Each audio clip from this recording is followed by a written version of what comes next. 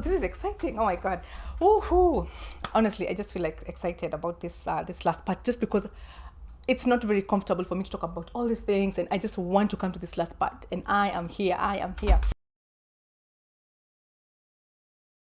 So back to 2017, the first thing that my partner wanted us to do when he got money was he wanted us to move houses, which I had no problem with. Like, the house we were living at that time, we had found it like in a rush, and we were both not like very comfortable living in that house, because it was like an emergency house.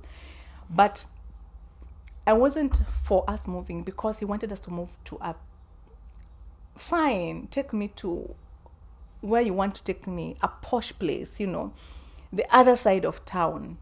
I don't want us to move from this place to this other posh place, just because I felt like it was too abrupt for us to move from a house.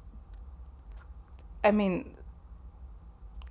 house we were paying relatively like well, like, then we moved to a house we are paying almost 5 point something times more than this. I'm gonna call it house number 7, more than house number 7.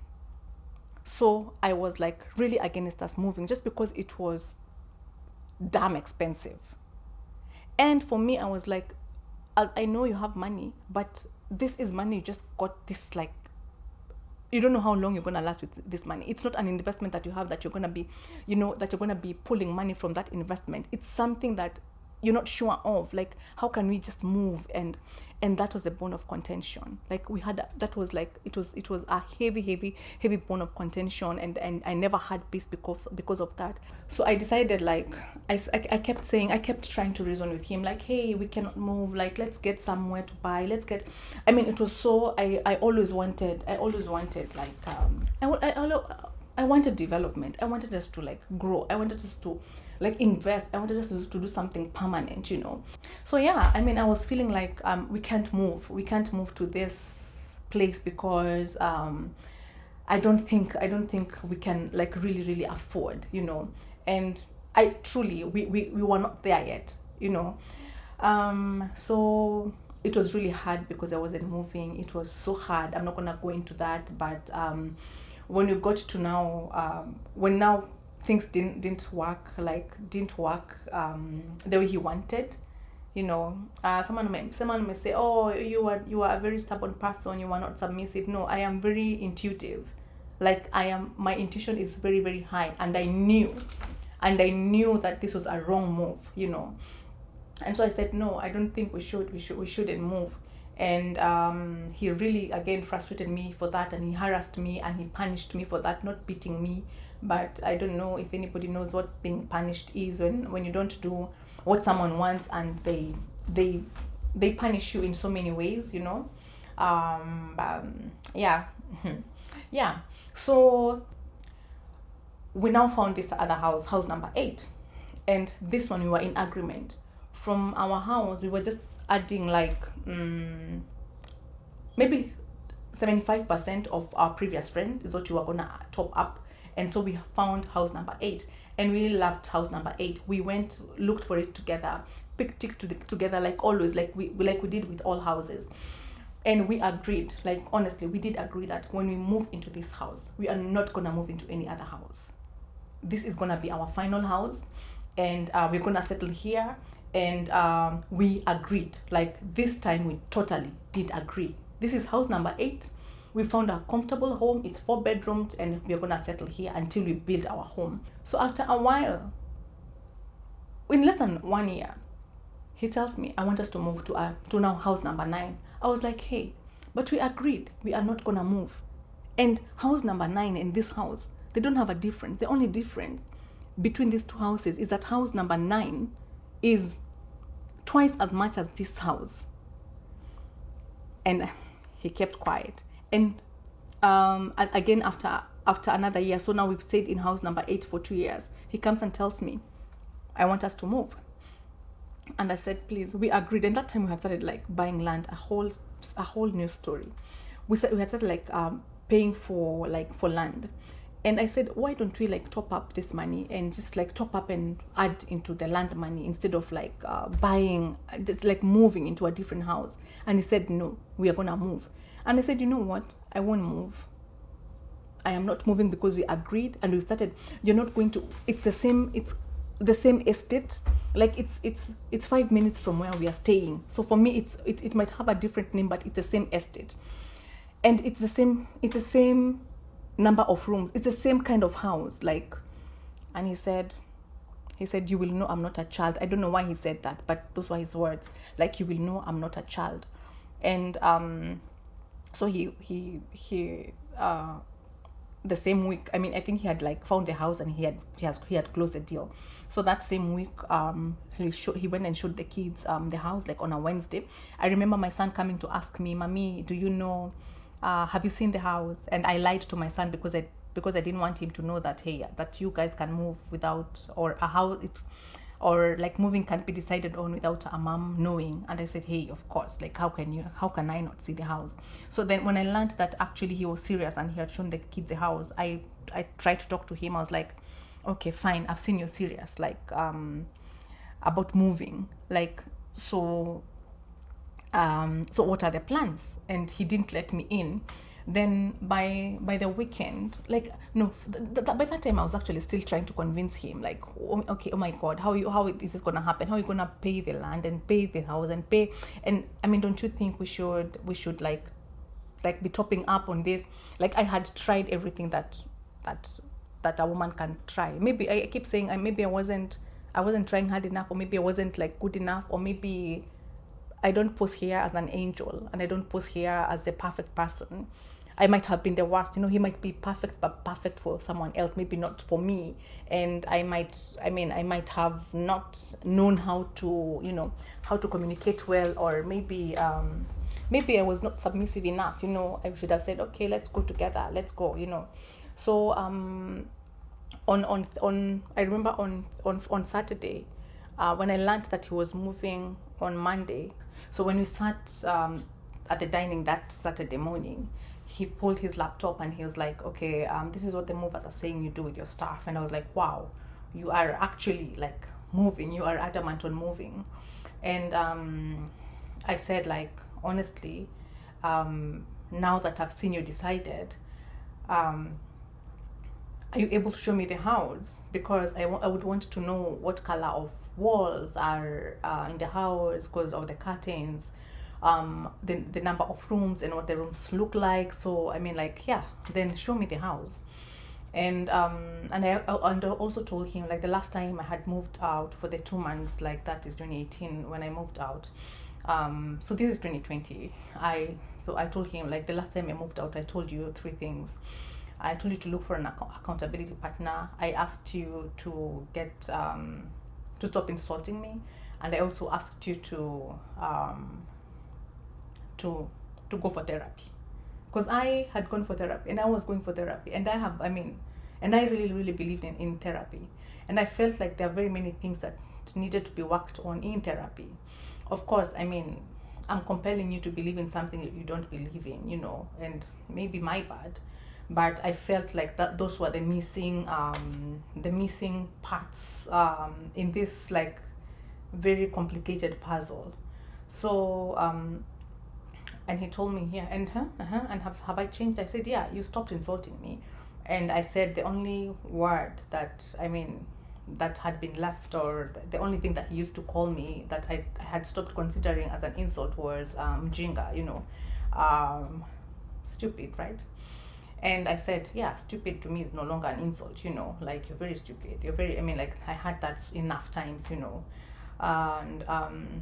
I said, and even that time, to him, I was like being very stupid. Like, what is this you're doing? Like, you don't agree to moving. This is the second time you're giving me a headache, So I said, if you had an accountability partner, like right now, I would have talked to them.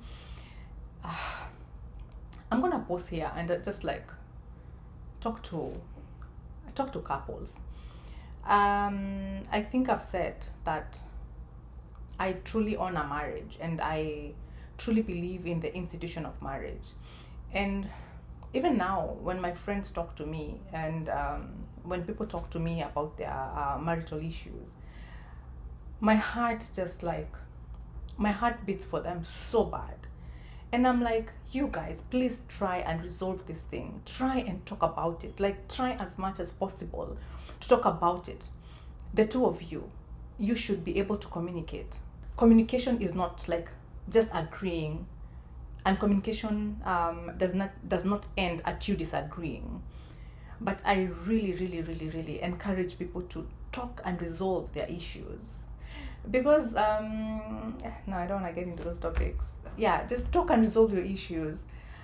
And if you cannot, for whatever reasons, I believe that every marriage should have like someone you trust. You will not always be there. You will not always be able to make to agree on everything. You'll not always be able to resolve the things, the two of you. I have envied people who say, oh, we've never gone to talk to someone, which is good, but I mean, that's special, I guess, like, especially from my experience. I feel like it's not a bad thing to have someone that you can talk to. One person, like someone that your partner respects and someone that you respect. Not moving from one person to another person to another person, and you find someone who has not tracked with you, and they might just come in and maybe spoil things. You know, if I have tracked with you and you know how I talk to my partner, when I come to you and I'm angry, you know, and you hear me shout this one time, you won't say, oh, okay, you look at how you shout at your partner. Or when you see me very quiet this time, you'd be like, okay, what's up with you? Like, why are you so quiet? Like, it's going to be like someone who has your history. It's like going to a doctor, you know, someone who knows you. So for me, I would I totally advocate for someone. And I mean, for me, I must say, like, I'm really sorry to all those people that I have been or I was supposed to be their like accountability partner, maybe in their marriages, and I wasn't there. Like, honestly, from the bottom of my heart, I feel like crying when I'm saying that. Whew. Like, from the bottom of my heart,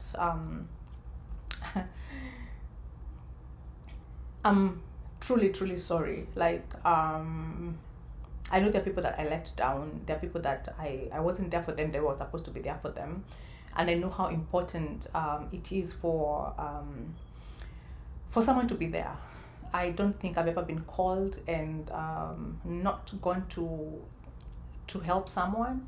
But probably I kept a distance from people that I shouldn't have. I never followed up on people that I should have followed up on.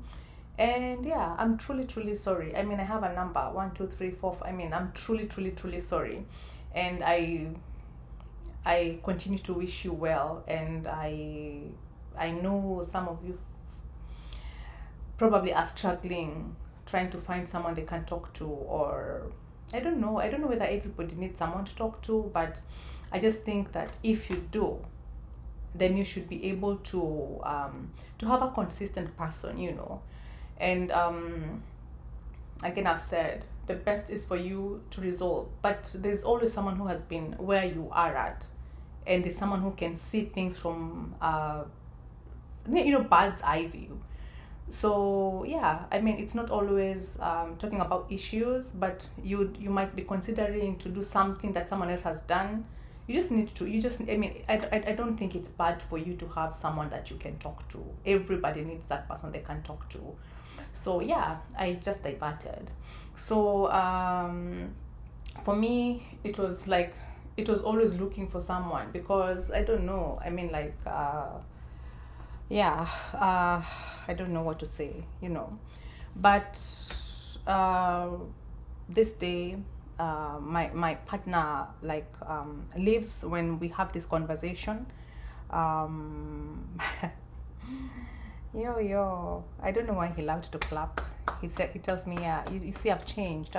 Yeah, I don't insult you, and he claps and he just walks out. And those are the things that I say, like, there's a part of of my partner that I lost. I don't even know. I mean, maybe it's morphing again. Maybe it's a person that I was beginning to learn and I wasn't learning as fast as I should have. But then, yeah. So he walks out. No, not like he goes, and he comes back at around 12. He enters in the house and you are all watching a movie with the kids, and he calls the kids one by one and stands at the door and calls my house help and says, okay, give us like stuff to wash the house. And he stands at the door, like he makes it clear, like I'm calling. He calls the kids name by name. So they all went, and I said, you know what, you didn't call me, I'm not gonna come. Like this time, by this time, I've by this time I'm now like, this is too much, and I'm beginning to take a stand, So I decided I'm not gonna go.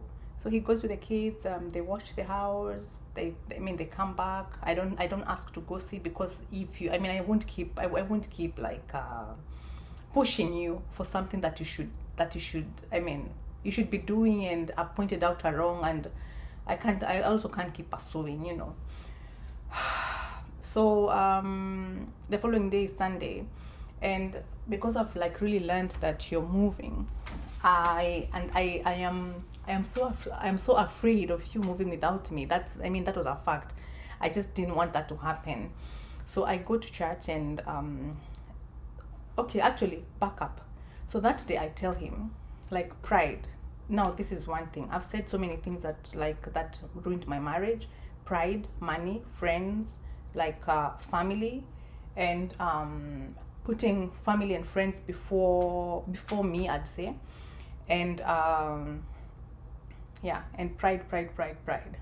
So I tell him, like, pride will kill you. Like, pride has ruled you, like, for these 3 years. Like, pride has really taken over. And the following day he goes to church, and he actually preaches the same message on pride and on the pride of Samson. I will never forget that message. I will never forget like the preaching, because it was, I cannot believe it. Like, I couldn't believe it. It was pride of Samson and how he failed because of pride and lack of accountability partner. I do not even understand. I can never understand when I say, for me, I really thought everything was like so demonic.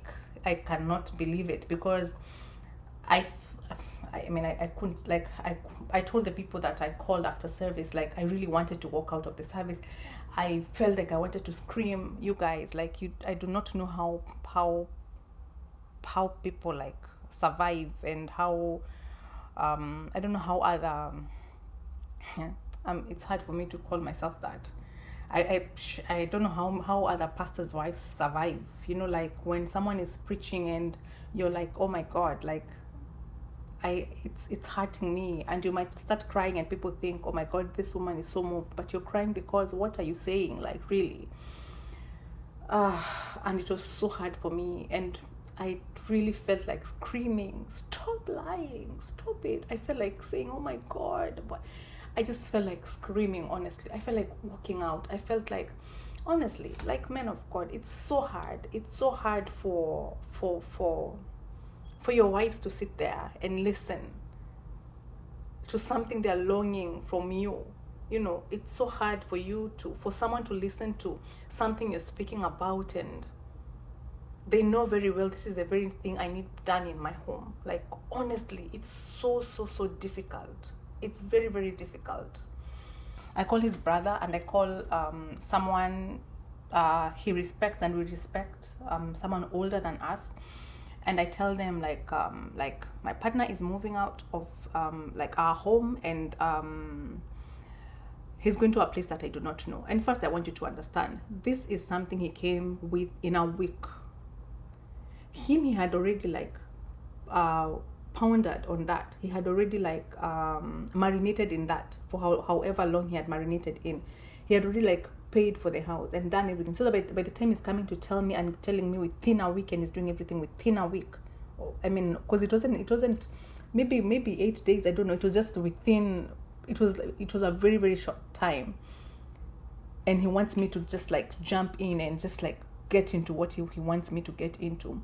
So I told him he's moving out, and long and short of it, his brother excuses himself and says, I have always told them it's about the two of them, and I just want to say it's not true.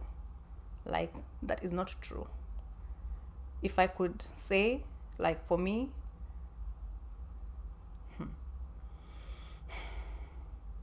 family interference was like a lot. So his brother excused himself after a while and said, like, it's about them. I would want to be around people who correct me. I don't care. I don't care about my age. I don't care. I would want to be with people who want to see me thrive. I would want to be around people who care about what I should care about, even when I don't think I should care about that, you know, people that would not watch me like go astray. Anyway, so we have this conversation, and at the end of it all, my partner is supposed to show me the house, and he was so like agitated. By the time we're leaving the meeting, I was like, hey, you know what, you really wanted me to see the house tomorrow, like the following day, that's Monday, when you're moving, that's fine, I'm not gonna go today. Because he took his keys, he was so angry. Like, even in the meeting, he stood up, he was like looking through the window, and he was like so agitated. We left, and again he's just like so so the following morning, he dropped me off at work, and I was hoping that he would probably tell me now his anger. I hoped his anger would have subsided, like after you talked about this issue yesterday, exposed me. I just hoped him in the morning he would wake up and maybe tell me, okay, now we're gonna move into the country. Do you want us to pass by the house and see? Then, I mean, nothing happened, and you could say, oh, okay, why didn't you ask? I'm not gonna persuade anybody anymore. You know, if you don't feel like I should see the house, that's fine. So I went to the office, and I stayed there the whole day. I was apprehensive the whole day. I was hoping, oh my God, like I knew my family was moving, and I was hoping that I was gonna be like involved, you know, like so I stayed there, and I didn't know what time. I mean, like, I don't even know. Like, I kept looking at the watch. That day I didn't even work. 10, 11, 12, 1. I mean, like, nobody has called me. Nobody's coming for me to maybe like help in arrangement. I mean, like arranging the house or even seeing the house, because I don't know where the house is. Yeah. My pride. I'm not calling this time. I'm not, like, I'm used to pursuing you. I'm used to like calling you. You know, I'm not gonna do that this time. So in the at night, like at 7, because he used to come for me at 3, so I had my own office, so it was my own job, so I could leave whatever time I wanted. So he would come for me at maybe he'd call me at like 3, 4. I mean, what time are you leaving? And I would tell him. So this day he didn't call me at 3, he didn't call me at 4, he calls me at 7. So he said, so we've been so busy, and I'm not coming for you now. I said I didn't. He didn't even finish. He said, no, we are still arranging the house. So I'm the one who didn't finish my statement. I said, I'm not coming. Then he disconnected. So when he disconnected, I thought like I was now gonna hear him. Like the next thing would be him driving to my office, because my office and that house was like not even 10. It was like in 10 minutes it would be there.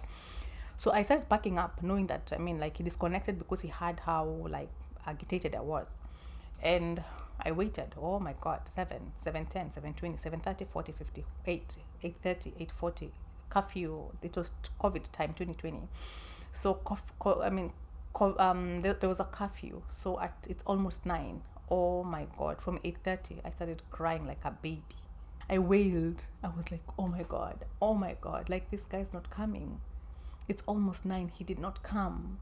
And I don't know where I'm gonna go to. I don't know where he's moved to. Like, I mean, what the heck? So I called one of the ladies that I used to pray with, and I said, you know what? This has happened, and I'm in the office, and I said, I'm not going. Because between that time, like, so many things had happened. Like, ooh, we like it was a lot of like so many, like a lot of harassment. And so this lady kind of knew what was happening. And there are times I was with her, and I mean, yeah, I mean, I had so many small incidents. So I said, he's moved, and I don't know where they've gone to. I'm here, and this is what happened. And he said, and this lady said, listen, take your phone and call him and ask him to come and pick you. Or when you decide, because I said I'm not going, and she said, but if you decide that you're going, you can't keep doing this thing of going and coming. So you decide. And I said, no, I've decided. I'm not going to go. Like, I'm not going to call him. I'm proud. Okay, that's fine. I mean, if my marriage ended because of pride, then I participated. I was proud. Okay. So I said, I'm not calling him. I won't call. So I didn't call. Instead, I called my friend. My friend didn't pick up. Then I just went to their home without like even telling them. And I just went and I said, hey, I'm here. My family has moved, and I don't even know where they've moved to. Like, I knew the estate, but I didn't know the house. And that's how, I mean, it was. So I said the first day, that was on a Monday. The guy didn't talk to me. Then I said on a Tuesday, I didn't hear from him. On Monday, he just called. On Tuesday, he called me because of my office keys. Like, hey, he just said, hey, your girls are asking for the keys. And and that was it. He didn't ask me anything else. Like, then on Wednesday, I went to the office, and he came to my office, and he just walked in, and he said, oh, hi. Oh, and he said, oh, you have new clothes. Oh, you look so good. And he sat down, and he said, oh, I came to say I'm sorry. I moved without your knowledge. And I actually did that because I knew you would not agree to moving to that house, because it doesn't have like a lot of difference with our own other house. And then he said, and now I've come to invite you to the house. And he just did like, I've come to invite you to the house. And he hit my table like this, and then he stood up and he walked out. He didn't even say like, oh, this is where the house, I mean, and I just like, he just walked in, like within 2 minutes he delivered his message and he walked out. And I didn't even have a chance to say a word. I just looked at him like this and looked at him walk, bounced out, and that was it. Of course, I didn't go. After a week, the mom came to my office, and the mom,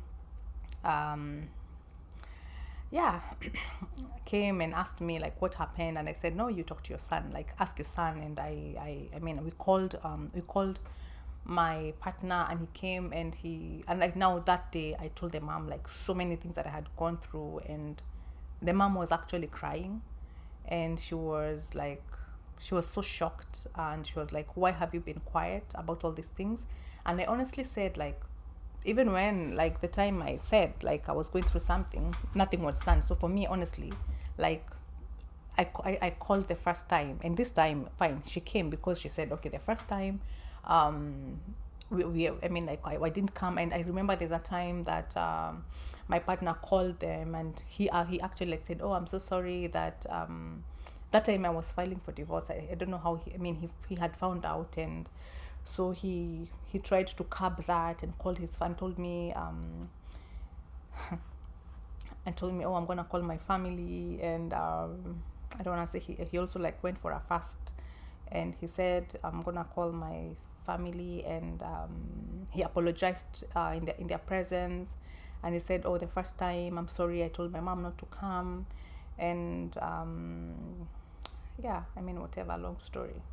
So this time the mom said, yeah, so this time I came, good, land, thank you. Then he said, then my spouse, then, oh my God, then my partner said, was asked, are these things true, these things he's saying? And he said, yeah, they're all true. And he said, and you know what, I want her to go because I'm not changing. And he said, I'm not changing today, I'm not changing tomorrow, I'm not changing in 1 year. I don't think I'm going to change even in 2. She can go, and if I change after 5 years, she can come back. Even if it takes me 5 years, she can come back when I change, because I don't see, at my age, I'm not changing, which is true. I mean, like, honestly, I don't think, as I said, if you're getting married, get married to a person the way they are. if you're hoping for them to change, then you're just shooting yourself on the foot. If you can't take whatever they are at that point, then you better not take them, because they might never change. But now this is a change that has happened during the relationship. I did not know this. There's a part that I knew, but then this is a different kind of person that I'm meeting. Just as I also know, like, I had changed to like so many other things, but then this is a change that I did not know. Maybe it has come with age, maybe it has come with with many other things, but this is something that I did not know. So he said, I'm not gonna change. Maybe even in 5 years. And and the mom was like, what are you saying? Like, oh, he said, like, and the mother said, like, oh my God, I didn't know that you've mistreated this girl like this. And unless someone wants to say, oh, that is not true, which is fine, at the end of the day, I've learned, like, people will always side with their person. And like, for me, what hurt me was like, or what hurts a lot is, when you're wedding, when you're walking down the aisle, or when your parents give you to someone, your mom or your dad, your parents give you to someone else's parents, like the girl's parents hand you to the guy's parents. And for me, it hurts when you imagine, like, oh my God, I've been given into this person's hands. But the truth is that person will never become your parent. I've seen like a number of people who support their daughter-in-laws, or maybe I don't know about their sons-in-laws, but I have this lady who I was telling, oh my God, I would want to talk to you. Like, I have seen you fight for your daughter-in-law, and you're like, my son is wrong, and she's been very public about it. There's a channel I follow and I watch, and and this lady, two ladies in that channel, because it's like it's a marriage channel. And I was like, oh my goodness, I wish like we had mothers who fought like that, because many marriages, like mother-in-laws, like many marriages wouldn't go wrong if you're able to face your son and say, you know what, honestly, this is wrong and you shouldn't take this route. This is like really wrong, and I need you to man up. I need you to take care of this. But if you side with someone just because they support you, or just because you want to side with them, and then you have grandchildren, you have, like, really, do you care about them? Do you love them? So yeah, my marriage ended like that. I was left in the office. I was left because of a house, and I said my husband, like, I think didn't want a home with me, because he chose a house over me. So I went back to that house to, like, after like 4 days after he moved. There was there's someone in church who had lost their mom, and I knew he was gonna go for that funeral. That is the day I went to that estate, and I went in, and it's funny, because I was asking, hey, what's the house number? I was asking my kids, and they're like, hey, wait, what's the house number? And unfortunately, he had told the kids that he had told me to go see the house, and I had refused, like, earlier, which wasn't true. I wouldn't even go into that. I was so used to all those things, So before the move, I'd say I didn't move from my bed to my own house. But I had moved from the bed. I had moved to the floor, because I remember, because of a story that I don't even want to go into. Like, oh my God, I just remember we went to our friends again to talk, and I remember this day my friend told me, which I really feel is like really wrong, because this person told me, and I don't even think they told the right person, and they told me, oh my God, here there's a very big problem, because of the conversation that we were having, and the things that this person was saying. I wouldn't even go into that conversation. And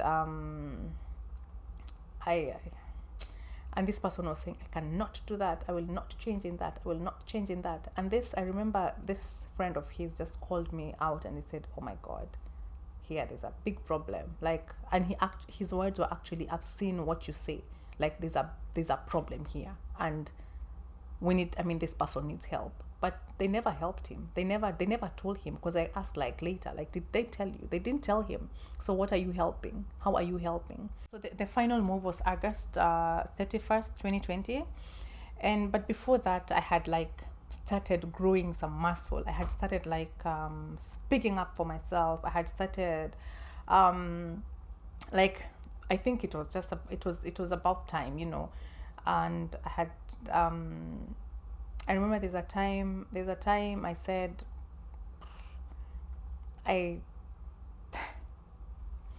really didn't want to go into this, a lot of stories, but I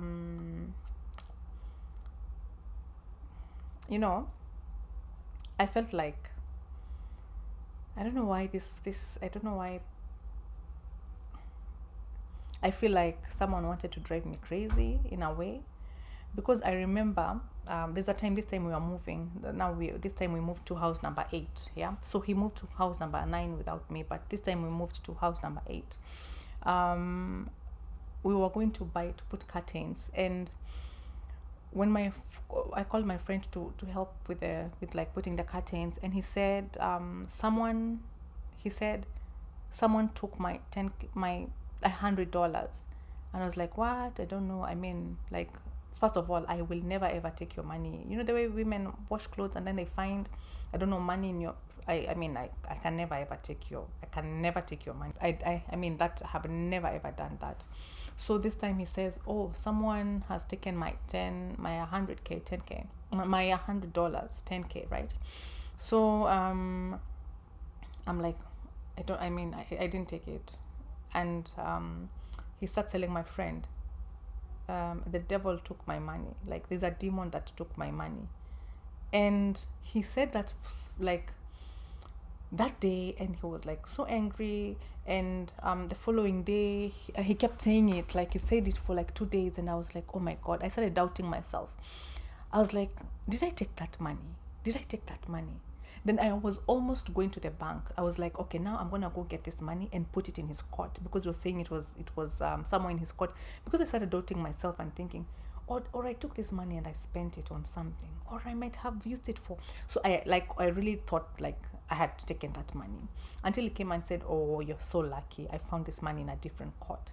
Then this time we are going, now this is June, right? So we are going to my office, and he's dropping me off to my office, and we've just like opened a bank account, long story short. And I asked him, like, because we were compelled. Oh my God, I don't even want to put that. Is a very, very long story, painful story. But he tells me again, I have some money. Like we had just sold a car, and he told me like or the car that we had, and he told me, you have like 75% of the money. No, it was 3 parts. What's that? 3/4. You have 3/4 of the money. I said, what? He said, yeah, you have 3/4 of the money. And I said, what? What do you mean? What do you mean I have 3/4 of the money? Then I start like telling him and explaining to him, I don't have that money. And then he says, as we drive further, he says, yeah, I'm just telling you that to hurt you. Like he told me that. I'm just telling you that to make you feel bad, because I told him, like, you're saying I have this money and you did this and this with this money. Like it was something to do with church. And he told me, I was just telling you that to hurt you. So I will never understand why such things are happening. So this day that he tells me that about the money, this day he's telling me I have like a quarter of that money. I remember when we packed, I just prayed and I told God, I was in agony. And I said, God, I cut every cord. Like I prayed and I refused. I said, I am putting this to an end. I am putting this abuse to an end. And he can remember. And I cried and I prayed and I was praying loudly. I was like a mad woman. And I remember there's a time he started telling me, Son, I'm so sorry. I'm very, very sorry. I'm very sorry. I just cried and I prayed and I prayed. And for me, I feel like this is the day this thing was just cut, you know. So ask me, that is how my marriage ended. And this was August 31st, 2020. August 31st, 2020.